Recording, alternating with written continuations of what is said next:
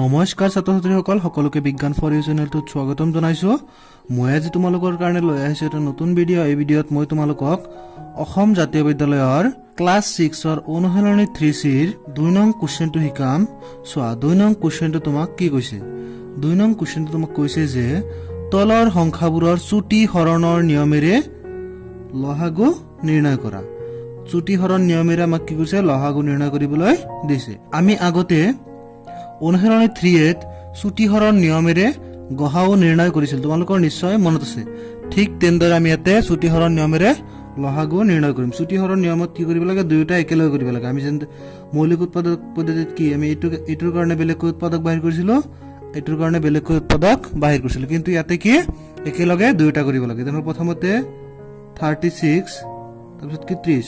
এইদৰে একেলগে কি কৰিম এতিয়া 36 আৰু 30ৰ একেলগে আমি কি কৰিম, উৎপাদক বাহিৰ কৰিম। চোৱা দুয়োটা সংখ্যাক আমি কিহেৰে হৰণ কৰিব পাৰো। চোৱা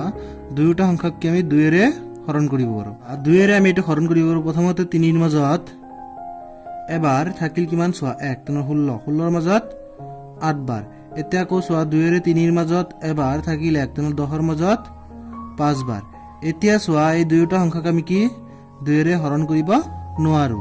যদি নোৱাৰো তেনেহ'লে এতিয়া কি চাম, আমি 3ৰে হৰণ কৰিব পাৰিম নে নোৱাৰিম। চোৱা 18 আৰু 15 কি আমি 3ৰে হৰণ কৰিব পাৰো। চোৱা 18ক 3 6 গুণ কিমান 18 আৰু 3 5 গুণ কিমান 15। তেনেহ'লে আৰু এই দুটাক আমি কি হৰণ কৰিব নোৱাৰো। গতিকে আমি ক'ব পাৰো যে এতেকে আমি ক'ব পাৰো যে 36 আৰু 30ৰ লহাগু কিমান হ'ব। চোৱা ইয়াতে যিকেইটা আমাৰ উৎপাদক বাহিৰ হৈছে এইকেইটাক কেৱল পূৰণ কৰি দিলে হ'ল। 2 পূৰণ 3 পূৰণ 6 পূৰণ 5, 6খিনি পূৰণ কৰিলে কিমান আহিব, 2 3 গুণ 6, 6 6 গুণ 36, 36ৰ লগত যদি 5 পূৰণ কৰোঁ, চোৱা কিমান আহে 5 6 গুণ 30ৰ শূন্য হাতত থাকিল 3 3 5 গুণ 15 হাতৰ 3 কিমান 18, তেনেহ'লে 180। গতিকে 36 আৰু 30ৰ লহাগু হৈছে কিমান 180। তোমালোকে নিশ্চয় এইটো বুজি পাইছা। এতিয়া আমি 2 নং কুৱেশ্যনটো সমাধান কৰোঁ। চোৱা ইয়াতে কিছে 420 আৰু 450ৰ কি কৰিব লাগে, লহাগু বাহিৰ কৰিব লাগে। তেনেহ'লে 420 আৰু 450ৰ প্ৰথমতে আমি দুয়োটাকে একেলগে কি কৰিম, উৎপাদক কেইটা বাহিৰ কৰি ল'ম। প্ৰথমতে চোৱা দুয়োটা যিহেতু যুগ্ম সংখ্যা তেনেহ'লে কি 2ৰে হৰণ যাব। 2ৰে 4ৰ মাজত 2 বাৰ, 2ৰ মাজত এবাৰ, 0ৰ মাজত 0 বাৰ। আকৌ 2ৰে 4ৰ মাজত 2 বাৰ, 5ৰ মাজতো 2 বাৰ থাকিল কিমান 1, তেনেহ'লে 0ৰ আগত 1 মানে কিমান 10, 10ৰ মাজত কিবাৰ যাব 5 বাৰ যাব। এতিয়া চোৱা দুয়োটা সংখ্যাক আমি কি 2ৰে হৰণ কৰিব নোৱাৰো। গতিকে 2ৰ পিছত আমাৰ মৌলিক সংখ্যা কি আছে 3, গতিকে আমি ইয়াক 3ৰে হৰণ কৰি চাম। চোৱা 3ৰে তোমালোকে নিশ্চয় 3ৰ বিভাজ্যতাৰ নিয়ম জানা। ইয়াতে আমাক যি সংখ্যা দি আছে এইটো সেইখিনিক যদি আমি যোগ কৰি যোগফলটো যদি আমাৰ 3ৰে হৰণ যায় তেনেহ'লে এইটো কি 3ৰে হৰণ যাব। চোৱা 2 আৰু 1 কিমান 3 আৰু 0 কি 3ক আমি 3ৰে হৰণ কৰিব পাৰো, তেনেহ'লে এইটোক কি 3ৰে হৰণ যাব। ঠিক তেনেদৰে 2 2 4, 4 5 কিমান 9, 9ক যিহেতু আমি 3ৰে হৰণ কৰিব পাৰো তেনেহ'লে এইটোকো 3ৰে হৰণ যাব। গতিকে 3ৰে 21ৰ মাজত 7 বাৰ, 0ৰ মাজত 0 বাৰ। আকৌ 3ৰে 22ৰ মাজত 7 বাৰ থাকিল কিমান 1, তেনেহ'লে 15ৰ মাজত 5 বাৰ। এতিয়া চোৱা দুয়োটা সংখ্যাক 3ৰে হৰণ নাযায়, এইটো কি 5ৰে হৰণ যাব। 5ৰে চোৱা 7ৰ মাজত এবাৰ থাকিল কিমান 2, তেনেহ'লে 0ৰ আগত 2 মানে কিমান 20, 20ৰ মাজত 4 বাৰ। এতিয়া চোৱা আকৌ 5ৰে এইটোক কেইবাৰ যাব, 7ৰ মাজত এবাৰ থাকিল 2, তেনেহ'লে 5ৰ আগত 2 মানে কিমান 25, 25ৰ মাজত কেইবাৰ যাব 5 বাৰ যাব। আৰু এতিয়া কি ইয়াক হৰণ কৰিব নোৱাৰি। গতিকে আমি লিখিব পাৰোঁ এতেকে 420 আৰু 450ৰ লহাগু সমান কিমান হ'ব। চোৱা 2 পূৰণ 3 পূৰণ 5 পূৰণ 14 পূৰণ 15। চোৱা এইখিনিক পূৰণ কৰিলে কিমান আহে, 2 3 গুণ 6, 6 5 গুণ 30, 30ৰ লগত আমি এইখিনি পূৰণ কৰিম। চাবা 30ৰ লগত প্ৰথমতে আমি 14 পূৰণ কৰি চাইছো। চাবা 4 0 গুণ 0, 4 3 গুণ 12, 1ৰ 0 গুণ 0, 1ৰ 3 গুণ 3, তেনেহ'লে কিমান আহিব 0 2 4। এতিয়া এইখিনিৰ লগত আমি 15 পূৰণ কৰিম। চাবা 5ৰ 0 গুণ 0, 5 2 গুণ 10ৰ 0 থাকিল 1, 5 4 গুণ 20, 7 কিমান 21। এতিয়া 1 ৰ 0 গুণ 0 1 ৰ 2 গুণ 2 1 ৰ 4 গুণ 4 তেনেহ'লে 0 0 2 1 3 আৰু 4 2 কিমান 6 তেনেহ'লে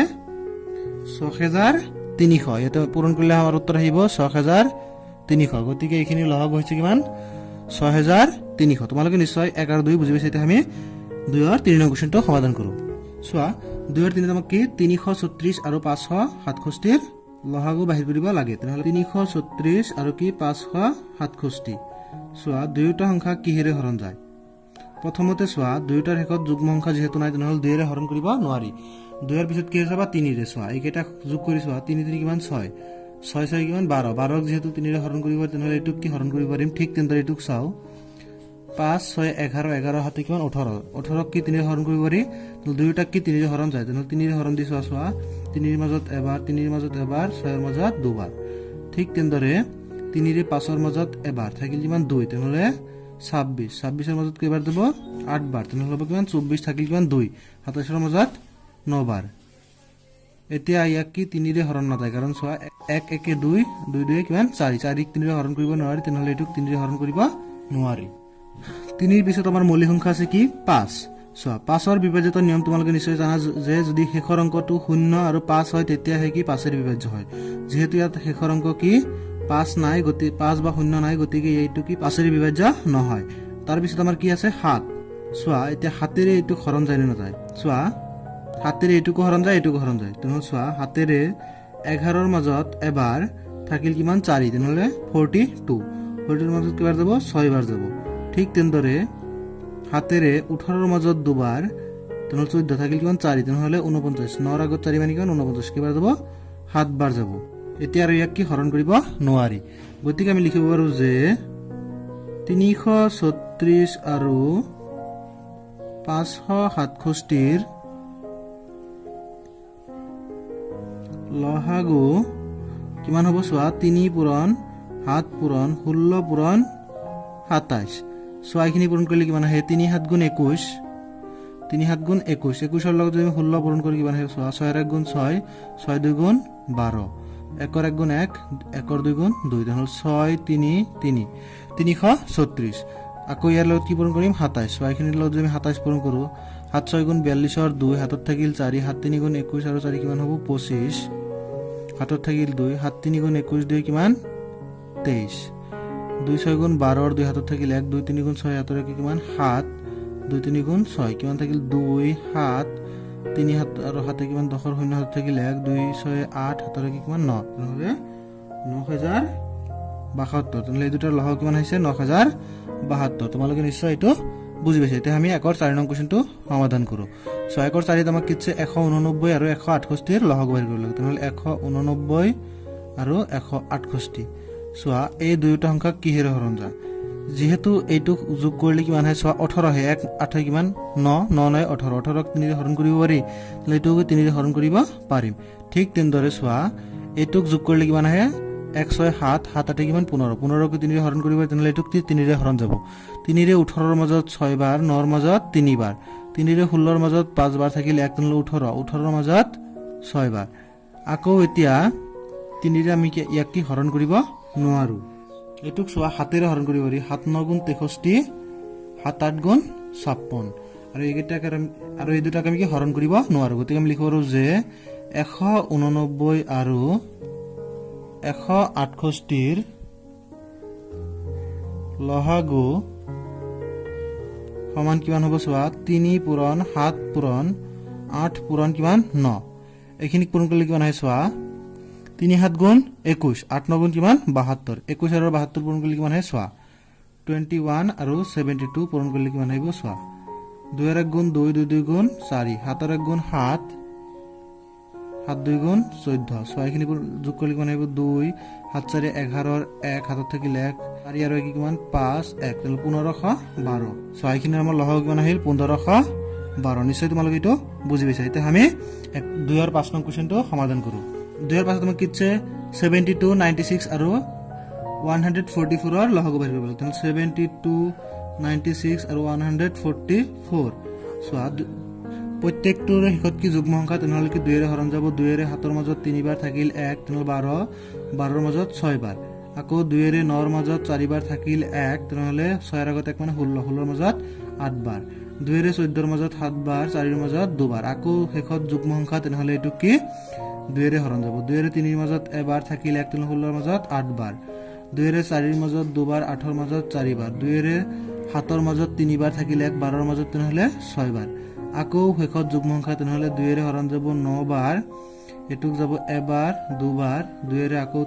3ৰ মাজত এবাৰ থাকিল 1 তেনেহ'লে 16ৰ মাজত 8 বাৰ এতিয়া চোৱা প্ৰত্যেকটো সংখ্যাক আমি 3 ৰে হৰণ কৰিব পাৰিম 3 ৰে 3 বাৰ 3 ৰে 4 বাৰ 3 ৰে 6 বাৰ এতিয়া চোৱা ইয়াৰে প্ৰত্যেকটো সংখ্যাক আমি কি হৰণ কৰিব নোৱাৰে কিন্তু লসাগু নিৰ্ণয় কৰোঁতে যদি তোমাৰ একেলগে দুটা সংখ্যা হৰণ যায় তেনেহ'লে তুমি কি হৰণ কৰিব পাৰা চোৱা ইয়াতে 3 আৰু 6ক আমি কি 3 ৰে হৰণ কৰিব পাৰিম ইয়াতে তিনিটা সংখ্যা আছে কেৱল যদি তোমাৰ দুটা সংখ্যা হৰণ যায় যদি তোমাৰ ধৰা হল যেটো তোমাৰ পাঁচটা সংখ্যা আছে তোমাৰ যিকোনো দুটা সংখ্যা হৰণ যায় তেনেহ'লে তুমি তাতে আৰু কি ভাগ দিব পাৰা গতিকে এইটো চোৱা 3 ৰে 3ৰ মাজত এবাৰ 4ৰ মাজত নাযায় তেনেহ'লে 4 লিখা 6ৰ মাজত কেইবাৰ যাব দুবাৰ যাব এতিয়া আকৌ চোৱা 4 আৰু 2ক কি হৰণ কৰিব পাৰি 2 ৰে চোৱা 2 ৰে 1ৰ মাজত নাযায় 1 লিখা 4ৰ মাজত দুবাৰ আৰু 2ৰ মাজত এবাৰ এতিয়া চোৱা আৰু এইকেইটা কি হৰণ কৰিব নোৱাৰি গতিকে আমি লিখিব পাৰো যে এতেকে 72 96 আৰু 144 ৰ লসাগু কিমান হ'ব চোৱা 2 কিমানটা আহিছে 3টা আৰু ইয়াতে দুটা তেনেহ'লে 5টা তেনেহ'লে 2 পূৰণ 2 পূৰণ 2 পূৰণ 2 পূৰণ 2 ইয়াতে 5টা 2 3 আহিছে কেইটা দুটা নহ'লে 3 পূৰণ 3 চোৱা এইখিনি যেন পূৰণ কৰি কিমান হয় 2 2 গুণ 4 4 2 গুণ 8